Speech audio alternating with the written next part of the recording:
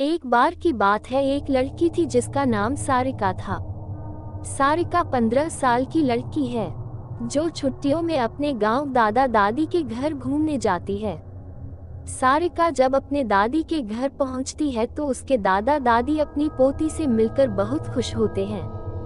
पर ये बात किसी को नहीं पता थी कि जल्दी ही इनकी इस खुशी पर ग्रहण लगने वाला है।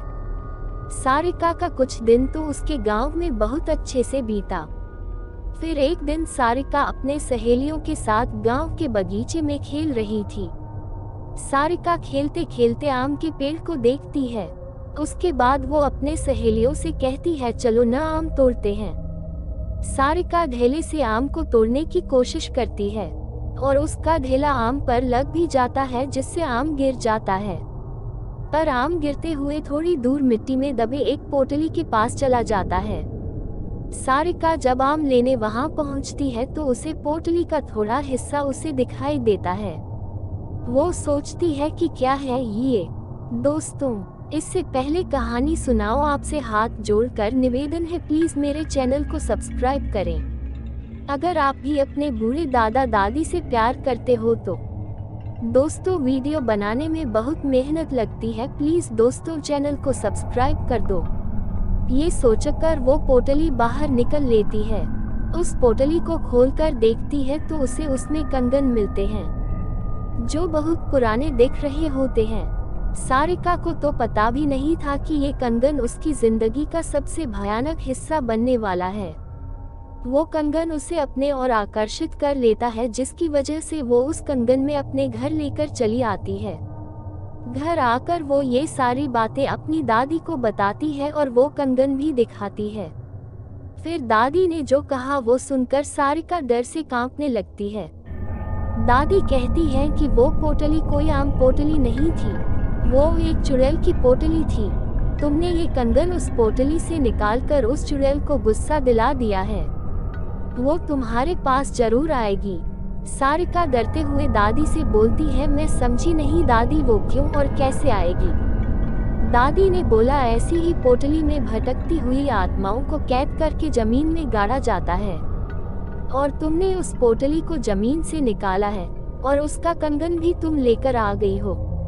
तुम इस मनहूस कंगन के साथ उस चुड़ैल को भी अपने पीछे ले आई हो।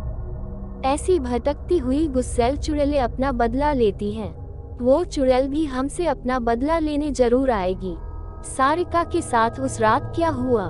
सारिका इस बात से डरती तो है पर उसे ज्यादा यकीन नहीं होता। वो जाकर अपने कमरे में सो जाती है। उसी रात को करीब 1 बजे उसके कमरे की लाइट जलने बुझने लगती है।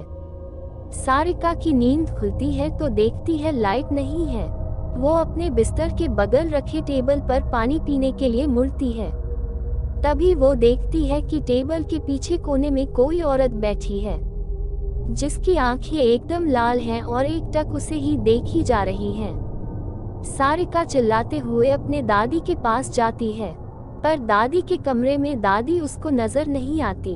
वो बरामदे में जाती है तो दादी उसको जमीन पर गिरी मिलती है। सारिका अपने दादा को खोजने जाती है पर उसके दादा उसे कहीं नजर नहीं आते। जब वो पूरे घर में अंधेरे में खुद को अकेला पाती है तो डर के मारे बेहोश हो जाती है। सुबह उसकी नींद खुलती है तो उसे अपने दादा दादी दिखते हैं। वो अपने दादी को सारी कहानी बीते रात की बताती है। दादी बोलती है, हम दोनों अपने कमरे में ही थे। दादी सब समझ गई। उन्होंने बोला, ये सब उस चुड़ैल का किया है। वो कंगन उस पोटली में वापस रखना होगा वरना वो यहाँ से नहीं जाएगी।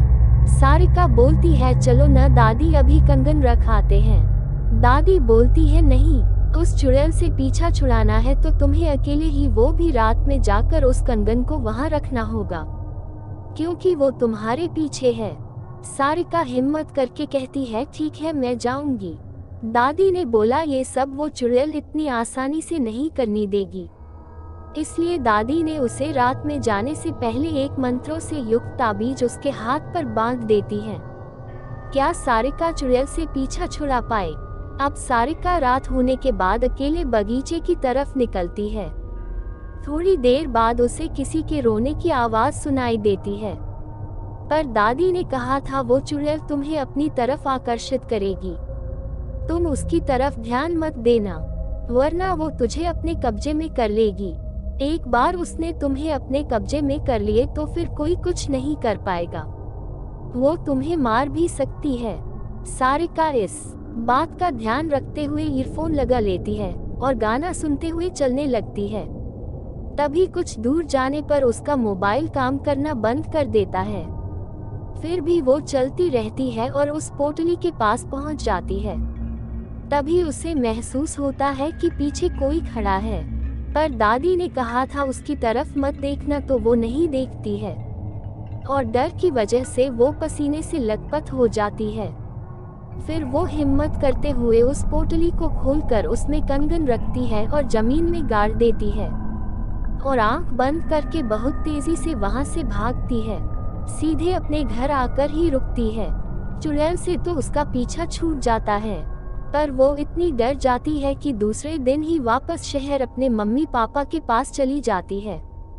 सारिका की जिंदगी का वो खौफनाक हिस्सा जिससे वो आज भी सोचने पर डर जाती है। और दोस्तों, आपसे भी गुजारिश है, आप भी इतनी रात को कहीं नहीं जाया करें। दोस्तों, कहानी अच्छी लगी हो तो चैनल को सब्सक्राइब करें और वीडियो को लाइक और शेयर करें। Thanks for watching.